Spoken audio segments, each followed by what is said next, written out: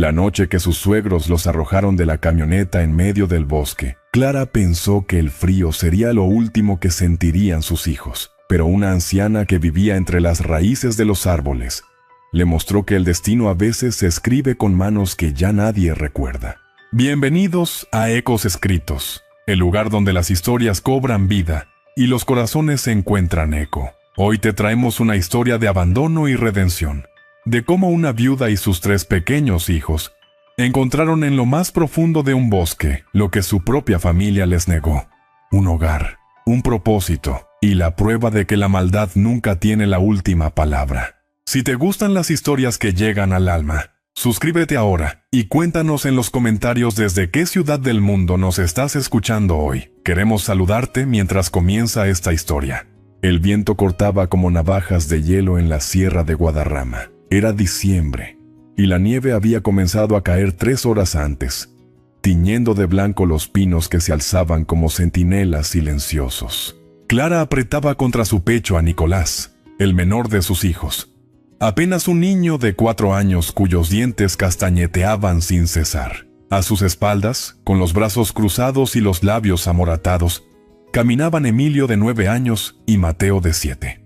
«Mamá, ¿por qué nos dejaron aquí?», preguntó Emilio, con una voz que intentaba sonar valiente pero que se rompía en cada sílaba. Clara no respondió de inmediato, no porque no supiera la respuesta, sino porque decirla en voz alta haría que la realidad fuera aún más insoportable. Su esposo Tomás había muerto 8 meses atrás, aplastado por una viga en la construcción donde trabajaba.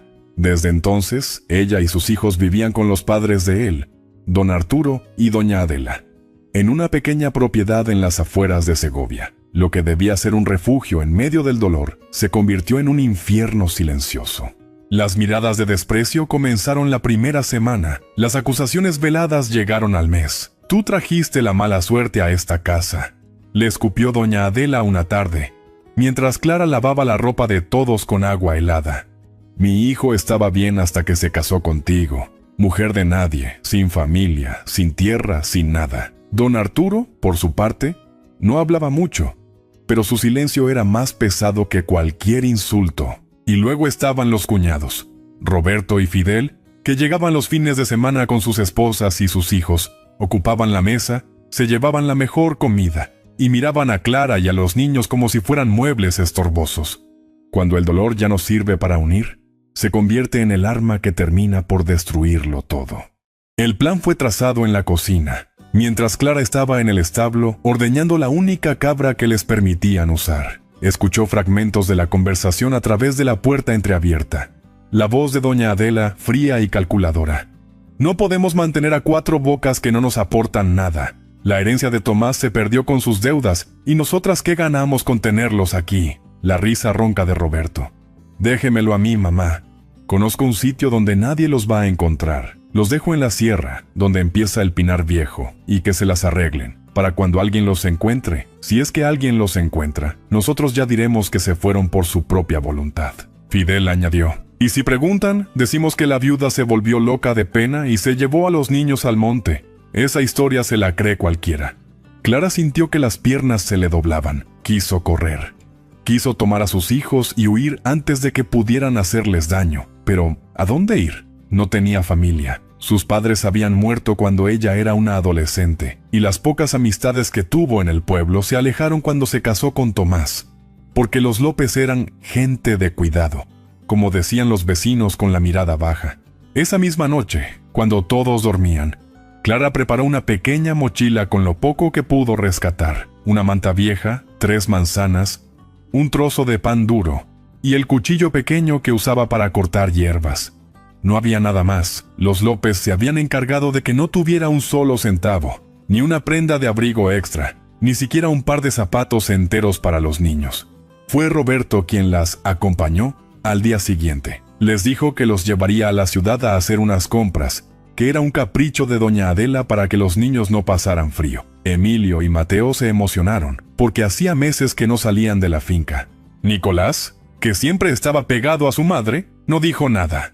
Solo la miró con sus ojos grandes y oscuros, como si ya supiera que algo malo estaba por suceder. La camioneta vieja de Roberto subió por caminos de tierra alejándose de la carretera principal, adentrándose en la espesura del bosque. Clara no habló. Sostuvo la mano de Nicolás con fuerza, mientras Emilio y Mateo miraban por la ventanilla, confundidos. «Tío Roberto, ¿dónde están las tiendas?», preguntó Mateo. «Ya casi, niño, ya casi», respondió Roberto sin mirarlos, con una sonrisa que no llegaba a sus ojos. El vehículo se detuvo junto a un camino forestal, donde los pinos formaban un techo tan denso que apenas se filtraba la luz. Roberto bajó, abrió la puerta trasera de la camioneta y con una voz que ya no fingía amabilidad, dijo: «¿Bajen?» «¿Aquí?», preguntó Emilio con la inocencia aún intacta. «Bajen, te digo». Clara salió primero, ayudó a Nicolás a bajar y luego extendió la mano hacia Mateo. Cuando Emilio intentó seguirla, Roberto lo agarró del brazo y lo sacó de un tirón. Después subió a la cabina, arrancó el motor y en menos de un minuto, el sonido del motor se perdió entre los árboles, dejando un silencio que solo era interrumpido por el viento y los primeros copos de nieve. Clara se arrodilló en el suelo helado. Tomó a sus 3 hijos en un abrazo que quería ser refugio, pero que apenas podía contener el temblor de su propio cuerpo. No lloró. No podía permitirse llorar delante de ellos. «Mamá», susurró Nicolás, «tengo frío». «Lo sé, mi amor, lo sé». Caminaron durante lo que parecieron horas. La nieve comenzó a acumularse, cubriendo las piedras y las raíces que asomaban entre la hojarasca. Clara cargaba a Nicolás en brazos, mientras Emilio y Mateo caminaban a su lado, con las manos metidas bajo las axilas, tratando de conservar el calor. El pan y las manzanas se habían acabado hacía rato. La manta no alcanzaba para cubrir a los 4. «Mamá, ¿nos vamos a morir aquí?», preguntó Mateo con una sinceridad que heló la sangre de Clara. Ella se detuvo, lo tomó del hombro y lo obligó a mirarla a los ojos. «Escúchame bien, Mateo. No nos vamos a morir aquí.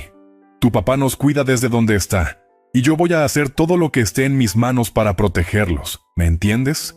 El niño asintió, pero sus labios temblaban y sus pestañas estaban cubiertas de escarcha. Fue entonces cuando Clara vio algo entre los árboles. Una luz. No era el reflejo del sol, porque el sol se había ocultado hacía tiempo. Era una luz tenue, amarillenta, que parpadeaba como una vela a lo lejos. No sabía si era real o si su mente, desgastada por el miedo y el cansancio, empezaba a jugarle una mala pasada. «Vamos», dijo con una determinación que no sentía del todo. «Vamos hacia allá». La luz no se movía. Estaba fija, como una estrella que hubiera caído del cielo y se hubiera enredado en las ramas de un roble viejo. A medida que se acercaban, Clara pudo distinguir la silueta de una pequeña cabaña, tan integrada en el paisaje que casi se confundía con los árboles. Las paredes eran de piedra y madera. El techo estaba cubierto de musgo, y de una de sus ventanas se escapaba ese resplandor cálido que parecía desafiar la oscuridad del bosque. Clara dudó. En su experiencia, la bondad no abundaba. Quienes vivían en lugares tan apartados solían ser ermitaños recelosos o personas que huían de algo, pero el frío le mordía los huesos, y Nicolás ya no lloraba, solo emitía un gemido débil que le partía el alma. Golpeó la puerta con la mano libre. 3 golpes suaves, casi tímidos. El silencio que siguió fue eterno. Luego, escuchó pasos arrastrándose sobre el suelo de madera, y la puerta se abrió con un chirrido. Una anciana los miró desde el umbral. Era pequeña, delgada, con el cabello blanco recogido en una trenza que le llegaba a la cintura. Su rostro estaba surcado de arrugas profundas, pero sus ojos, de un azul casi transparente, tenían una viveza que desmentía su edad. Vestía un delantal de tela gruesa sobre un vestido oscuro, y en sus manos llevaba un paño que olía a hierbas. «Pasa», dijo, antes de que Clara pudiera articular palabra alguna. No preguntó quiénes eran, ni qué hacían allí. Simplemente se hizo a un lado, y los invitó a entrar con un gesto que no admitía réplica. La cabaña era pequeña pero acogedora. Una chimenea de piedra ardía en una de las paredes, llenando el espacio de un calor seco que a Clara le pareció el mayor lujo que había conocido. Sobre la mesa de madera, una sopera humeaba junto a varios tazones. La anciana los condujo hasta el fuego, les quitó las chaquetas empapadas y las colgó en unas cuerdas tendidas cerca de la chimenea. Luego sirvió la sopa en los tazones, un caldo espeso de verduras que olía a tomillo y romero. «Coman», ordenó con suavidad. y los niños, que habían perdido toda reserva, se abalanzaron sobre los tazones como animales hambrientos. Clara no probó bocado. Se sentó en el suelo, con la espalda apoyada contra la pared de piedra, y observó a la anciana. Algo en ella le resultaba familiar, aunque sabía que nunca la había visto antes. Había una paz en sus movimientos, una certeza, como si cada cosa que hacía estuviera guiada por una sabiduría que trascendía lo cotidiano. «¿Quién es usted?», preguntó Clara finalmente, cuando los niños se quedaron dormidos en una estera que la anciana había extendido junto al fuego. La mujer se sentó frente a ella, con un tazón de sopa en las manos, y la miró con esos ojos claros que parecían ver más allá de lo visible. «Me llaman Elara», dijo. «Llevo aquí más años de los que recuerdo. Algunos dicen que estoy loca, otros que soy una bruja, y otros que simplemente me escondo del mundo. Pero la verdad es más simple, Clara. Yo también fui abandonada en este bosque, hace mucho tiempo». Clara sintió un escalofrío que no tenía que ver con el frío. «¿Cómo sabe mi nombre?». Elara sonrió. Una sonrisa que parecía cargar con siglos de tristeza y esperanza al mismo tiempo. «El bosque susurra, Clara, y tú has caminado por sus senderos más profundos con un dolor tan grande que hasta los árboles se han estremecido. ¿Crees que vine a esta puerta por casualidad? La luz que viste era para ti. La encendí cuando supe que venías». «¿Cómo pudo saber?», insistió Clara, con un nudo en la garganta. «Porque esta cabaña fue construida para momentos como este», respondió Elara, levantándose y acercándose a una estantería donde guardaba frascos de vidrio llenos de hierbas secas. «Mi madre la levantó con sus propias manos, después de que los hermanos de mi padre nos echaran de la casa que nos correspondía por herencia. Éramos mi madre, mi hermana pequeña y yo. Ella trabajó la tierra, sembró las primeras plantas medicinales. Aprendió de los ancianos del pueblo que también habían sido desterrados. Me enseñó todo lo que sé. Y antes de morir, me pidió que mantuviera la luz encendida para quien la necesitara». Clara bajó la mirada, avergonzada de las lágrimas que comenzaban a rodar por sus mejillas. «Yo no tengo nada que ofrecerle a cambio», murmuró. «No tengo dinero, ni propiedades, ni... No te estoy pidiendo nada», la interrumpió Elara con firmeza. «Pero te voy a mostrar algo que tu familia política no sabe que existe, algo que te pertenece por derecho». Se dirigió a una de las esquinas de la cabaña, donde el suelo de tierra estaba cubierto por una estera de esparto. Con una fuerza que desconcertaba en una mujer de su aparente fragilidad, apartó la estera y comenzó a cavar con las manos desnudas. La tierra cedía con facilidad, como si hubiera sido removida muchas veces antes. A los pocos segundos, sus dedos tropezaron con algo metálico. Sacó una pequeña caja de hierro, cubierta de óxido, que abrió con un chirrido. Dentro había un papel doblado, amarillento por el tiempo, y un manojo de llaves atadas con un cordel de cuero. «Toma», dijo Elara, entregándole el papel. Clara lo desplegó con manos temblorosas. Era un documento escrito a mano con una letra firme y clara. Decía: «Yo, Elara de la Fuente, en pleno uso de mis facultades, declaro que la parcela número 12 del paraje de Valdelascuevas, colindante con el arroyo del Olmo y el Pinar de los Frailes, pertenece por derecho de herencia a quien posea estas llaves y este documento. La propiedad fue adquirida por mi abuelo, Matías de la Fuente, en el año 1903, y ha sido mantenida en custodia por mi familia hasta que se presente el heredero legítimo. Testigos: Baltasar Jiménez, alcalde de Navafría, año 1957. «No entiendo», dijo Clara, mirando el papel y luego a Elara. «¿Qué tiene que ver esto conmigo?». La anciana se arrodilló frente a ella, y por primera vez sus ojos azules se llenaron de humedad. «Tu esposo Tomás era descendiente de la Fuente por línea materna», explicó. «Su abuela era hija de mi hermana. Cuando ella murió, la familia de tu esposo se apropió de todo lo que tenía, pero no supieron de esta tierra. Yo guardé el secreto durante décadas, esperando al descendiente que mereciera recuperarla. Esperaba que fuera Tomás, pero él murió sin saberlo. Ahora eres tú, Clara, tú y tus hijos». Clara no podía respirar. Sus dedos se aferraron al papel como si fuera un salvavidas en medio de un naufragio. ¿Es verdad?», balbuceó. «El registro está en el ayuntamiento de Navafría», respondió Elara. «Nadie lo ha tocado porque nadie sabía que existía. La parcela tiene 1 hectárea, con una casa en ruinas que fue la antigua vivienda de los cuidadores. No es mucho, pero es tierra, es agua del arroyo, es sol y es viento. Es un lugar donde empezar de nuevo. Clara sostuvo las llaves en su mano, sintiendo el peso del metal contra su palma. Por primera vez desde que la camioneta de Roberto se perdió entre los árboles, sintió algo que no era miedo, era algo parecido a la esperanza, aunque todavía no se atrevía a darle ese nombre. ¿Por qué no la reclamó usted?, preguntó. Es su herencia. El ara negó con la cabeza, una sonrisa triste curvando sus labios. Esta cabaña fue mi refugio, Clara. Mi madre construyó algo nuevo aquí, con sus propias manos. Eso es lo que yo quería. Construir, no heredar. Además, yo ya estoy en el crepúsculo de mi vida. Mi tiempo se acaba, pero el tuyo apenas comienza. Esa noche, Clara durmió junto a sus hijos, con las llaves apretadas contra el pecho.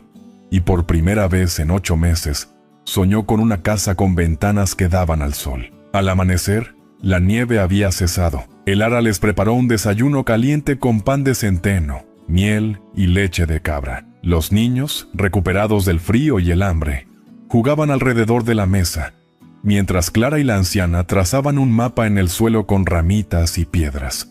Valdelascuevas está al otro lado del puerto, a unas 3 horas caminando, explicó el ara, señalando un sendero que se perdía entre los pinos. Nadie va por allí porque el camino está casi borrado, pero yo lo conozco como la palma de mi mano. Te llevaré hasta allí. No podemos pedirle eso, dijo Clara, aunque en su corazón rogaba que insistiera. No me lo estás pidiendo, yo te lo estoy ofreciendo, respondió el ara con una firmeza que no admitía réplica. Además, quiero ver la cara de los López cuando sepan que la tierra que ellos daban por perdida ha vuelto a manos de quien le corresponde. El viaje fue duro. La nieve fresca hacía resbaladizo el terreno, y Clara tuvo que cargar a Nicolás en varias ocasiones, pero Emilio y Mateo, animados por la aventura, caminaban con paso más seguro que el día anterior.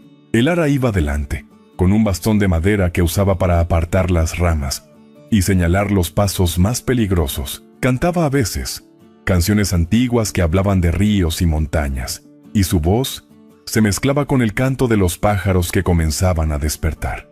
Cuando llegaron a Valdelascuevas, Clara entendió por qué el ara había dicho que era un lugar donde empezar de nuevo. La parcela se abría en una pequeña meseta rodeada de robles y pinos, con un arroyo de aguas cristalinas que bordeaba el terreno por el este.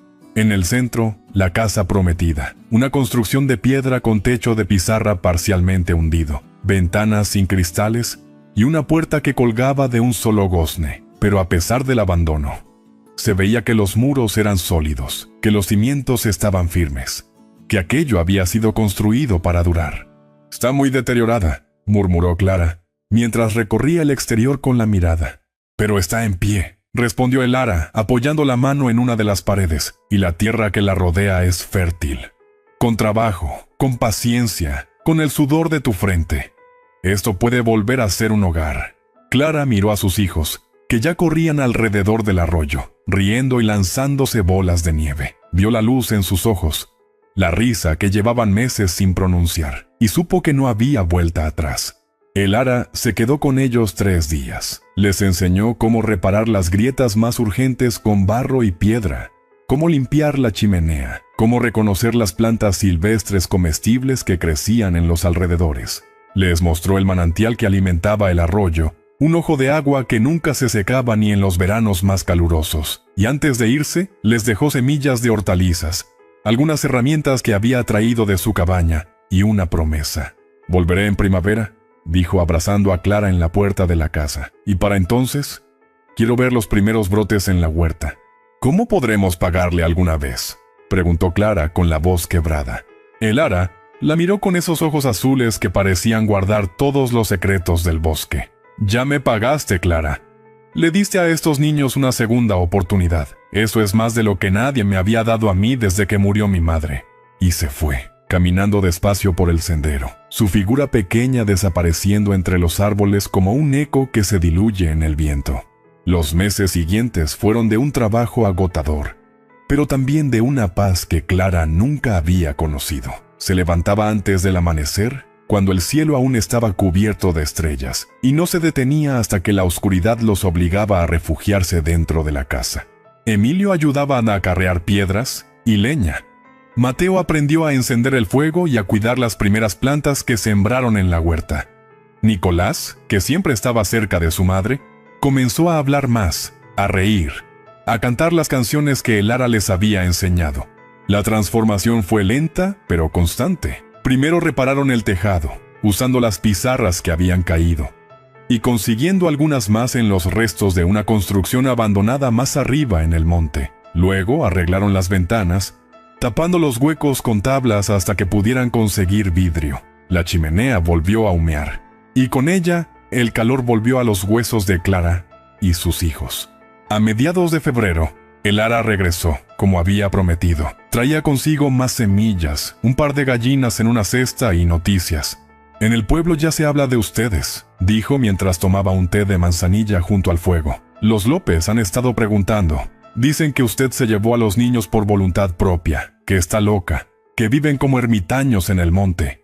Clara sintió que el estómago se le encogía. «¿Y qué dice la gente?» «La gente no sabe qué creer», respondió Lara con calma. «Pero yo he hablado con el alcalde. Le mostré los documentos de la parcela. Él recordaba la historia de los de la fuente. Y cuando supo que usted tenía las llaves y el papel, no puso objeción. La propiedad está a su nombre desde febrero». Clara abrió los ojos como platos. «¿Desde febrero? ¿Y no me lo había dicho?» «Quería que primero hiciera suyo este lugar», dijo Lara, con una sonrisa pícara. «Que lo trabajara, que lo amara. Porque una cosa es tener un papel que dice que algo es tuyo, y otra muy distinta es sentirlo en las manos y en el corazón». La primavera trajo consigo los primeros brotes en la huerta: lechugas, acelgas, zanahorias. Las gallinas empezaron a poner huevos, y Emilio aprendió a ordeñar una cabra que Lara les consiguió de un pastor amigo. La casa, aunque humilde, comenzaba a parecerse a un hogar. Clara había logrado colocar vidrios en las ventanas, había blanqueado las paredes con cal, y hasta había construido una pequeña mesa con tablas viejas. Pero la paz duró hasta que llegó el verano. Fue un domingo caluroso, de esos en que el aire parece no moverse, y los pájaros se esconden en lo más profundo de los árboles. Clara estaba en la huerta con Mateo, recogiendo lechugas para la comida, cuando escuchó el ruido de un motor acercándose por el camino de tierra. Su corazón se paralizó. Conocía ese sonido. Era la camioneta de Roberto. Salió al frente de la casa con los puños apretados, justo cuando el vehículo se detenía frente al cercado que había construido. De la cabina bajaron Roberto y Fidel, seguidos por don Arturo y doña Adela. Traían la misma expresión de superioridad que Clara recordaba de los meses en su casa. Pero ahora había algo más, una furia contenida, un resentimiento que casi podía olerse en el aire. «Así que aquí te escondías, zorra», escupió doña Adela señalando la casa con un dedo acusador. «Con lo que no era tuyo». «Esto es mío», respondió Clara con una calma que sorprendió incluso a ella misma. «Por herencia de mi esposo. Tengo los papeles». «¿Papeles?», bufó Roberto. «¿Qué papeles? Esta tierra era de los de la fuente, y los de la fuente se murieron todos. Eso es tierra de nadie, y nosotros vamos a reclamarla».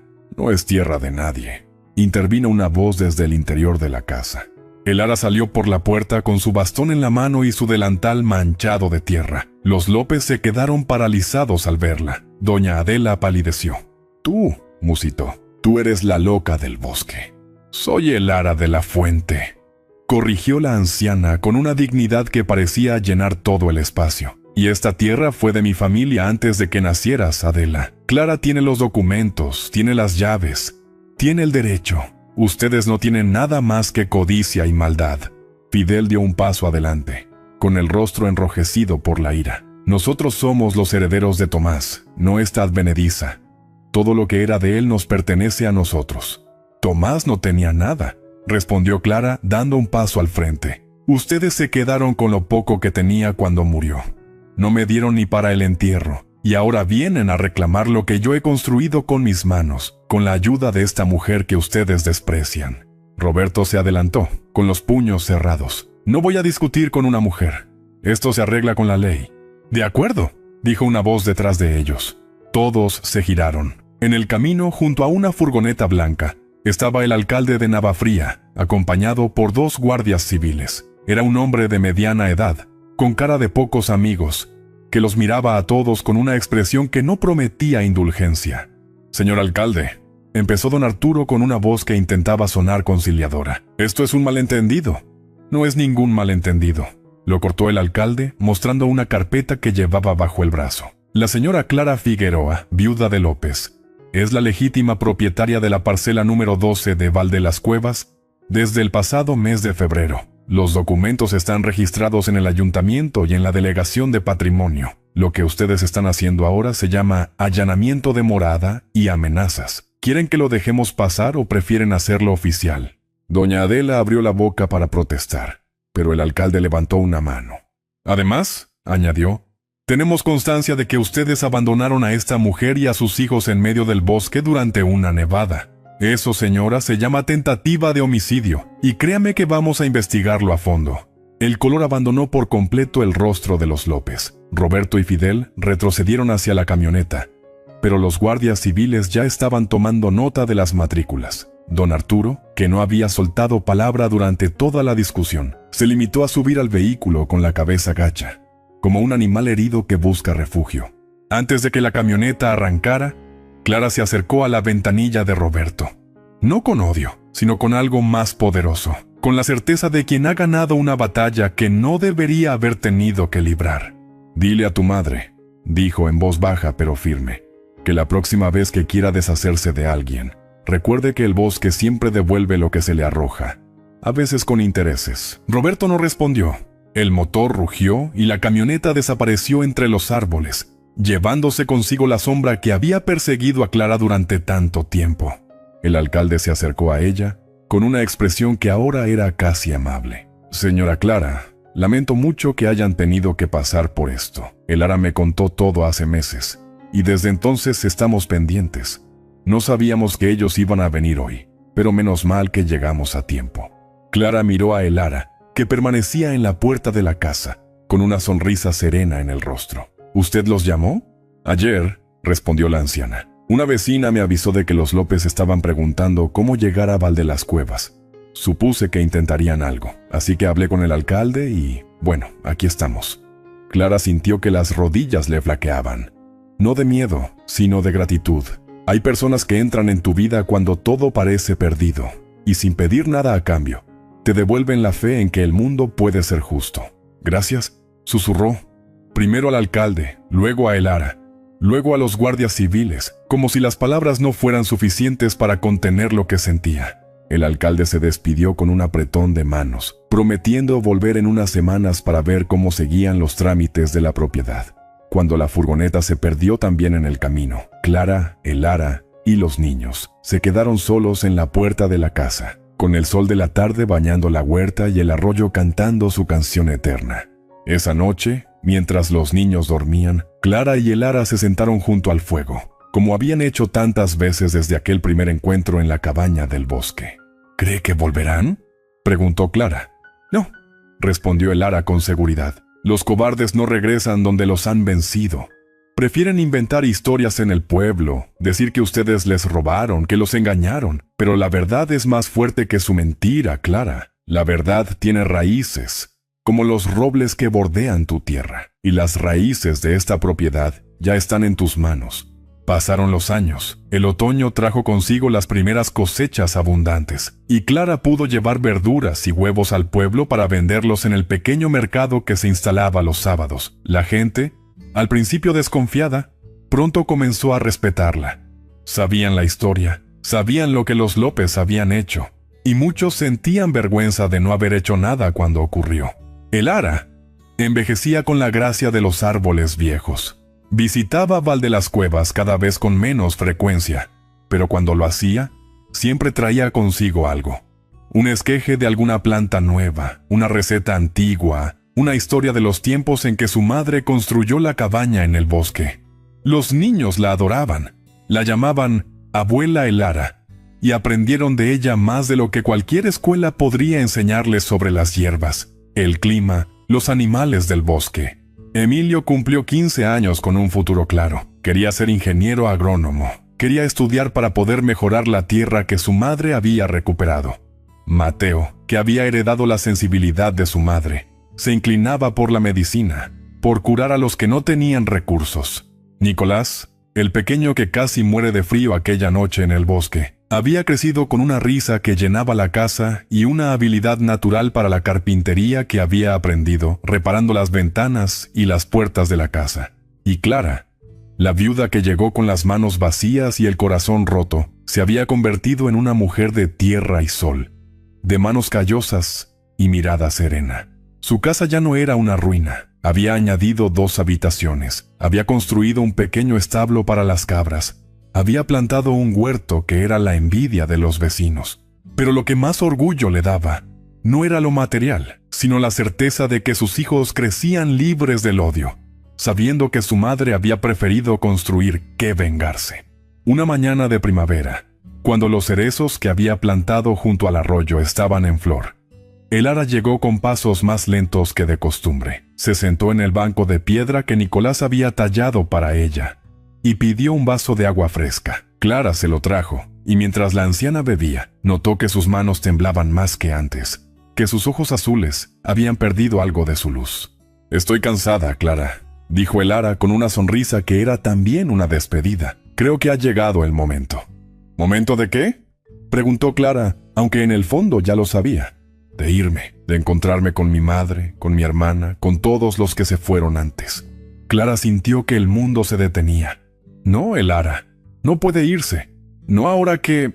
Ahora es el momento», la interrumpió la anciana tomándole las manos con una fuerza que parecía imposible en su cuerpo frágil. «Mira a tu alrededor. Mira lo que has construido. Mira a tus hijos, fuertes y buenos. Mira esta tierra que era solo piedras y ruinas y que ahora da frutos. ¿Qué más podría pedir yo?» «Pero usted nos necesita», insistió Clara con las lágrimas rodando sin control. «Nosotros la necesitamos». Elara negó con la cabeza, con ternura. «Me necesitaban cuando llegaron a mi puerta aquella noche de nieve. Ahora ya no. Ahora tienen todo lo que necesitan. Un hogar, un propósito y el amor que nadie les pudo quitar. Yo solo fui el puente, Clara. El puente que les permitió cruzar de la oscuridad a la luz». Clara quiso decir algo más, pero las palabras se ahogaron en su garganta. En lugar de eso, se arrodilló frente a Elara, apoyó la cabeza en su regazo y lloró como no había llorado desde aquella noche en el bosque. La anciana acarició su cabello con una mano temblorosa y comenzó a cantar una de esas canciones antiguas que hablaban de ríos y montañas. «No me llores, hija», susurró cuando la canción terminó. «Llora por los que se van sin haber dejado nada. Yo me voy tranquila. Dejo una luz encendida en este valle, y mientras esa luz alumbre, yo seguiré viva». Esa fue la última vez que Clara vio a Elara. A la semana siguiente, un pastor que pasaba por la cabaña del bosque encontró la puerta abierta, el fuego apagado y el cuerpo de la anciana recostado en su estera, con una sonrisa en los labios y las manos cruzadas sobre el pecho. En la mesa había una nota, escrita con esa letra firme que Clara recordaba del documento de la parcela. A Clara, a Emilio, a Mateo, a Nicolás. «No me busquen en la tierra, búsquenme en el viento que mueve las ramas de los cerezos, en el agua del arroyo, en la semilla que germina. Les dejo la cabaña con todo lo que hay en ella, pero más importante aún, les dejo mi bendición, que el bosque siempre les devuelva lo que siembran. Elara». El funeral fue sencillo, como ella hubiera querido. El alcalde pronunció unas palabras. Los vecinos que la conocían dejaron flores silvestres sobre la tierra recién removida, y Clara, con sus hijos a su lado, prometió en silencio que nunca dejaría que la memoria de Elara se perdiera. En los años que siguieron, la cabaña del bosque se convirtió en un lugar de peregrinaje para Clara y los niños. La mantuvieron en pie, limpiaron el sendero que llevaba hasta ella, colocaron una vela en la ventana cada noche, tal como Elara había hecho aquella primera vez que los salvó. Con el tiempo, la gente del pueblo comenzó a llamarla la Cabaña de la Luz, y algunos, cuando atravesaban momentos difíciles, subían hasta allí para sentarse en la estera de Elara y pedir un poco de esa paz que ella había sabido compartir. Emilio se fue a la universidad y volvió, como había prometido, para convertir la parcela de Val de las Cuevas en un modelo de agricultura sostenible. Mateo estudió medicina en Salamanca y regresó al pueblo para abrir una pequeña consulta, atendiendo a quienes no podían pagar. Nicolás, con sus manos de carpintero, construyó muebles para la casa, para la cabaña, para los vecinos, y su fama creció tanto que pronto recibió encargos de toda la provincia. Y Clara, que un día fue arrojada a un bosque para morir, se convirtió en la matriarca de un pequeño reino de tierra, agua y memoria. Nunca volvió a casarse, no porque le faltaran pretendientes, sino porque decía que su corazón ya estaba lleno de los hijos que había criado, de la tierra que había trabajado, de la anciana que le había enseñado que la verdadera herencia no es la que se recibe, sino la que se construye con las propias manos y se comparte con el corazón.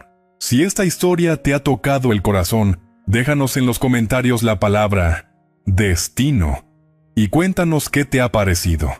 No olvides suscribirte a Ecos Escritos y activar la campanita para no perderte más historias que tocan el alma. Nos vemos en la próxima historia. Hasta pronto.